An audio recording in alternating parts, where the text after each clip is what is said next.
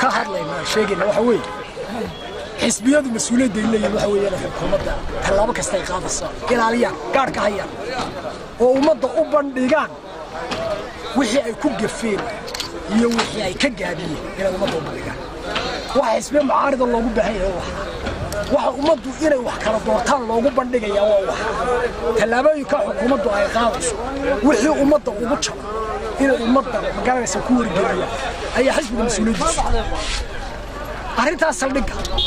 oo ruuxaantii ilaa maanta aynaan hayn heshiis cad oo Soomaaliland la saxaxay dawladda Imaaraadka tuhuma badan in ay jiraan sida warqadaaba ku qoran in Soomaaliya la galay arrinta Soomaaliya la galay ina muujinayso oo waxaan loo qarinayo ee heshiis loo keeni laayay uu yahay waxaan inagaba deenu koobnayna inaan dhaafsiisan ee waxaan inagala hadlayaa ay tahay un gacan ku haynta yar ee ay gobara gacanta ku hayno sidii inooga meel marsan lahaa uu weeyay laakiin cidii heshiiska la galay tuunka ugu weyn uu yahay in Soomaaliya la galay وتوصل حافظ عالم كورس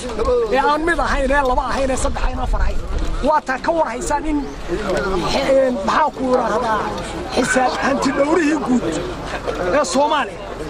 وكور ما يروح صحيح حكومة دمشق هي صحيح كاس بباطلة إلا ذا إنك أنا مركز حكومة دينو نقدر يسمى من القبلة يرى مرك حقي سرع لقاته شيء كلا لقله شيء حقي سرع إنك رجع عنكو هاي تيرون لي نقل لالوشيو هرت أنت لا رب ومرة يا وانت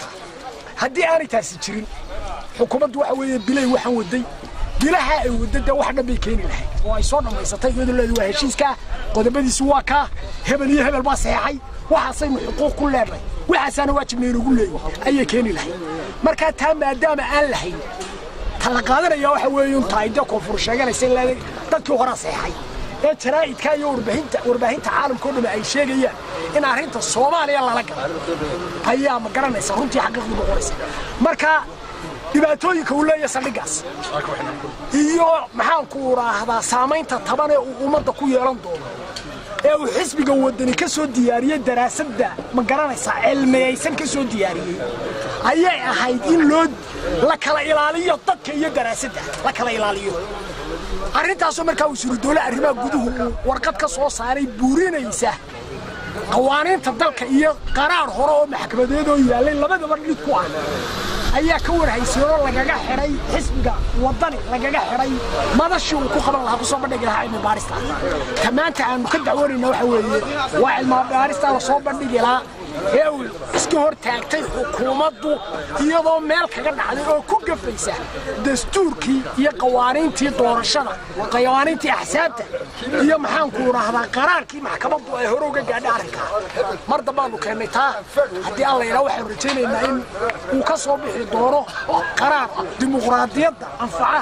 qaraar u hiiliya ummadda iyo cadaaladda u hiiliya qaraar meesha ka saara si xunna waan yeelaya haddana waan qarsanaya wax walba waan qarsanaya intayda laga hadlana yeeli mayso taa wax buriyayna ka soo baxday rajaynayna insha Allah